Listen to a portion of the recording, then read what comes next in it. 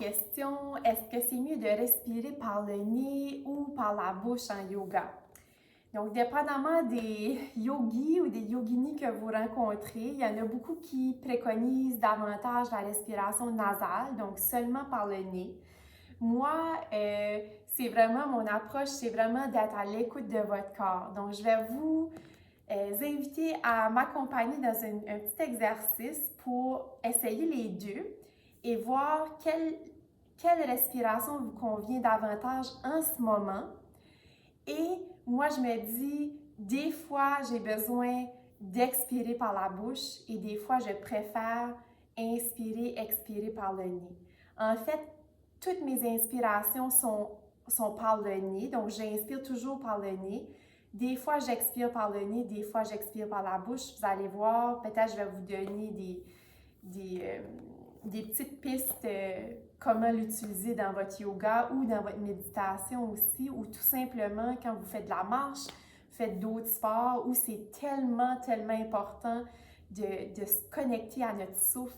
Ça peut nous donner tellement plus de puissance ou justement de détente, dépendamment de ce que l'on recherche.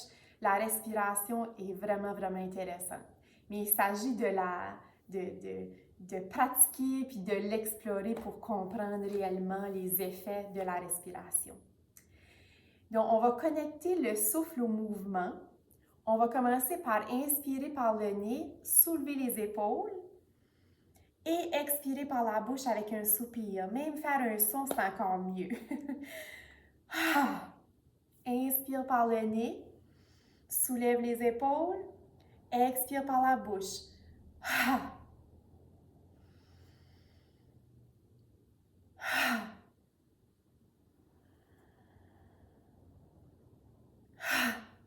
Peut-être que ça commence déjà à mijoter. Il y a des temps dans votre vie où ce que vous avez besoin de faire ça. Peut-être d'aller dans la salle de bain ou peut-être en avant des enfants. Juste faire, OK, je prends une pause, je fais inspire. Et ça sort par la bouche. Deux autres fois.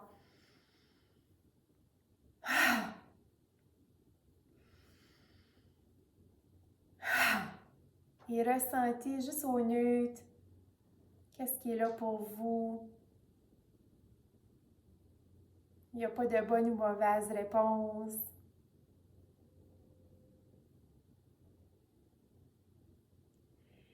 Et je vous invite à m'accompagner cette fois-ci dans le même mouvement, mais beaucoup plus doux.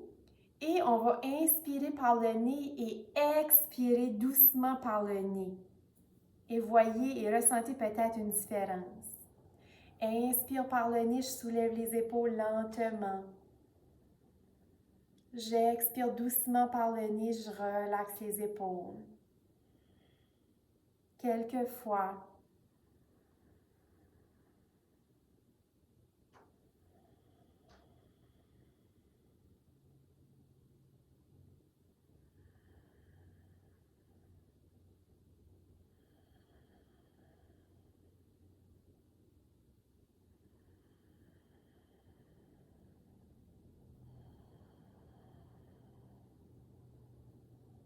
Une autre fois.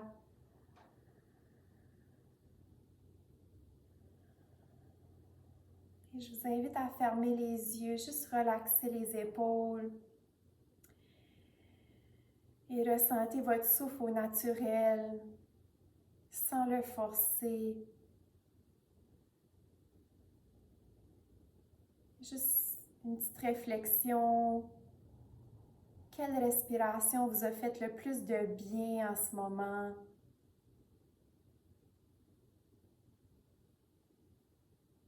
Est-ce qu'il y en a une qui vous a détendu plus que l'autre?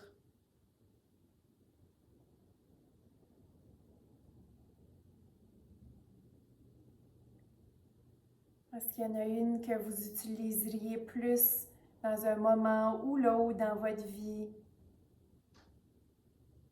Dans un besoin ou un autre?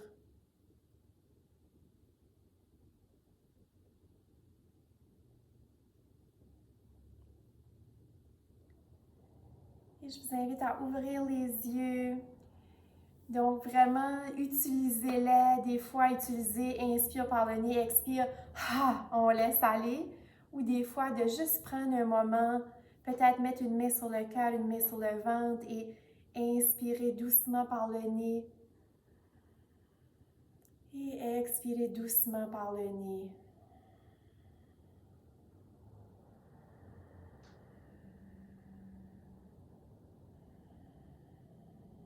Donc, dépendamment de ce que vous avez besoin, moi je me dis et je vous dis d'écouter, d'être à l'écoute de votre corps.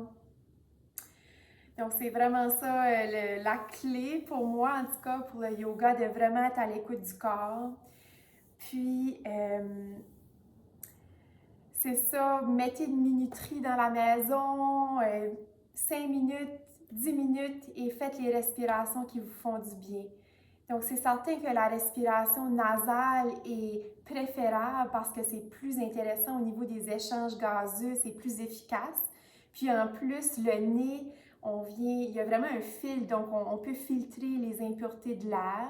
Mais des fois, moi j'en ai besoin, puis je suis certaine qu'il y en a d'autres qui en ont besoin d'expirer par la bouche, ça fait du bien. Donc sur ce, on inspire par le nez et on laisse aller. Mon cœur salue votre cœur. Namasté.